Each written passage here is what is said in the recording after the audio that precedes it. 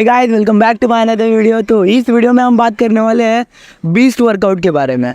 तो मैं पहले बता दूं कि बीस्ट वर्कआउट के बारे में हम बात तो करने वाले हैं, पर पहले ही बता दूं कि है ना जो है ना कि बॉडी को दिखाने के लिए, शो ऑफ करने के लिए बॉडी बनाते हैं, ये वीडियो उनके लिए नहीं है। तो वो पहले वीडियो को स्किप कर सकते हो। ये वीडियो उनके लिए जो रियल अंदर की बॉडी की स्ट्रेंथ है ना वो बनाना चाहते हैं, रियली अंदर से स्ट्रांग होना चाहते हैं। ये वीडियो उनके लिए है। तो आप बोलोगे कि क्या है इसमें, रियल स्ट्रेंथ क्या है यार, जिम में जाके भी तो बढ़ा सकते हैं। पर देखो यार, जिम वाले बंदे में और है ना अखाड़े वाला जो पहलवान होता है उसमें तो डिफरेंस होता है ना। देखो अखाड़े वाला बंदा ज़्यादा वेट नहीं उठाता है, फिर भी अगर सामने अगर जिम वाला बंदा और अखाड़े वाला पहलवान हो ना, फिर भी आपको पता है कि उसमें जीतने वाला तो पहलवान ही है। तो कैसे, क्यों? क्योंकि है ना पहलवान के पास है ना रियल स्ट्रेंथ होती है।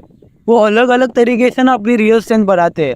तो देखो ये कैसे, देखो तो आपको करना क्या है रियल स्ट्रेंथ के लिए। देखो तो पहले बेसिकली आप समझ लो कि ना अगर आप जिम जा रहे हो, ओके, तो जिम में आप क्या कर रहे हो, डेडलिफ्ट कर रहे हो। ओके, डेडलिफ्ट करो तो डेडलिफ्ट में क्या होता है, बहुत जो नॉर्मली होते हैं लोग वो क्या करते हैं, बेल्ट पहनेंगे, सपोर्टिंग जो सपोर्ट के लिए ग्लव्स होते हैं, बहुत सारे अलग अलग चीज़ें होते हैं, वो पहनेंगे, फिर डेडलिफ्ट करेंगे। पर समझो अगर कहीं एक्सीडेंट हुआ है कार का और ज़रूरत है तभी बंदा कार के नीचे फंसा हुआ है, उसको निकालना है, तब तो आप ये नहीं सोच सकते ना कि यार मैं कार को कैसे उठाऊँ, मैंने बेल्ट नहीं पहना है, मैंने ग्लव्स नहीं पहना है, मैं कुछ नहीं किया, मैं कैसे उठाऊँगा, ऐसा तो नहीं है ना।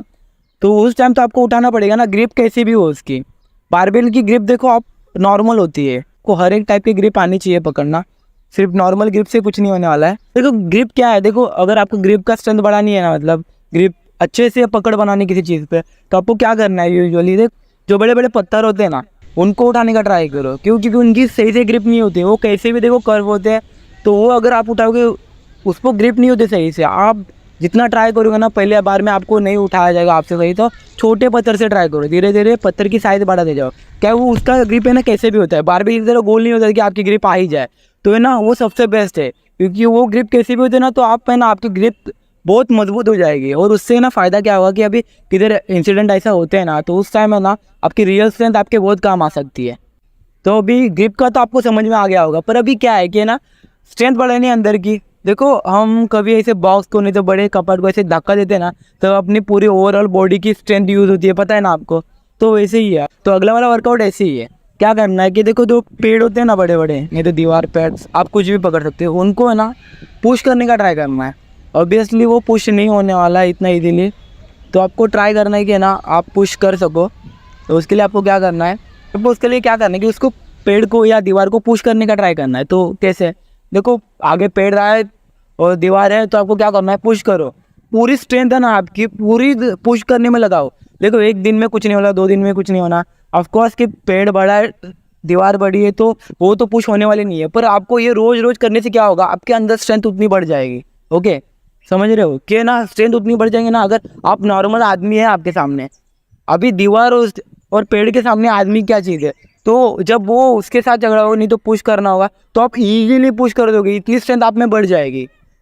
तो समझ रहे हैं आपको, तो ये मस्ट ट्राई करना। तो तीसरा आता है राममूर्ति दंड। तो राममूर्ति दंड में क्यों बोल रहा हूँ, क्योंकि ना प्रोफेसर राममूर्ति है ना, वो भी एक पहलवान थे, और उन्होंने क्या क्या रिकॉर्ड बनाया ना, मतलब हाथी को अपने छाती पे मतलब पैर रखा है, मतलब हाथी ने उनके छाती पे ना पैर रखा है, वो करतब किया है उन्होंने। तो सोच सकते हो उनके अंदर कितनी स्ट्रेंथ होगी। बहुत सारी ऐसी चीज़ें उन्होंने की है और रिकॉर्ड है उनके। उन्होंने ना अपने हाथों से ना 2 मोटरसाइकिल को है ना ऐसे रोक के रखा है। तो आप सोच सकते हो ये कितनी ताकत होगी उनमें। आप जाके ना उनके बारे में यूट्यूब पे चेक भी कर सकते हैं। तो उन्होंने ना राममूर्ति दंड को इन्वेंट किया था।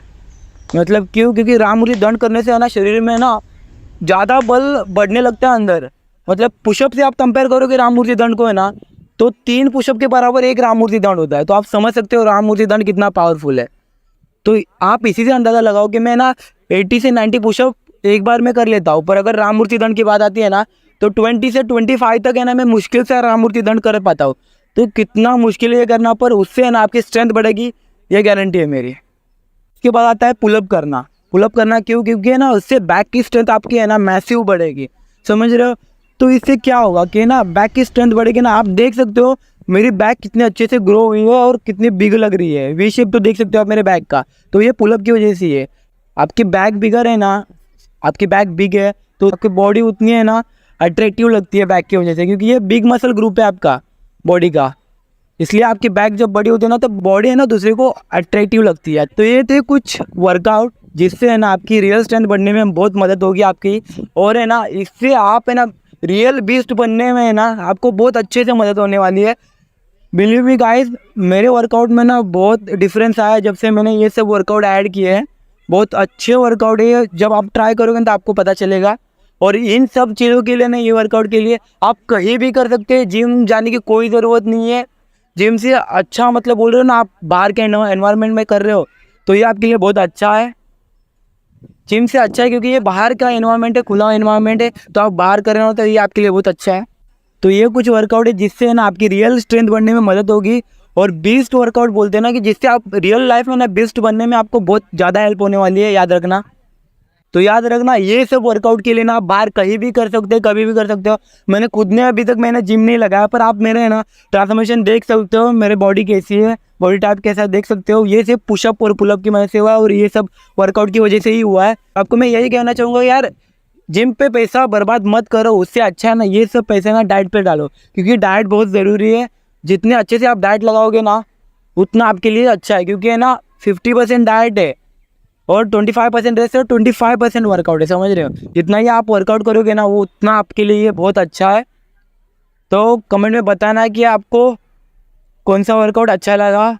और बहुत सारी चीज़ें जो मैं बताना चाहता हूँ, पर यार वीडियो बहुत लंबा हो जाएगा इसलिए यही रोक रहा हूँ। अगर आपको और चीज़ें जाननी है कि और क्या क्या चीज़ें हैं वर्कआउट में ऐसी रियल स्ट्रेंथ बढ़ाई जा सकती है, और बहुत सारी चीज़ें हैं जो आपको मैं बताना चाहता हूँ, पर वीडियो लंबी हो जाएगी इसलिए हम यहीं तक वीडियो कर रहे हैं। कमेंट में बताना आपको वीडियो अच्छी लगी हो और अगला पार्ट चाहिए होगा तो कमेंट में पक्का बता देना। तो मिलते हैं अगली वीडियो में, टिल देन टेक केयर।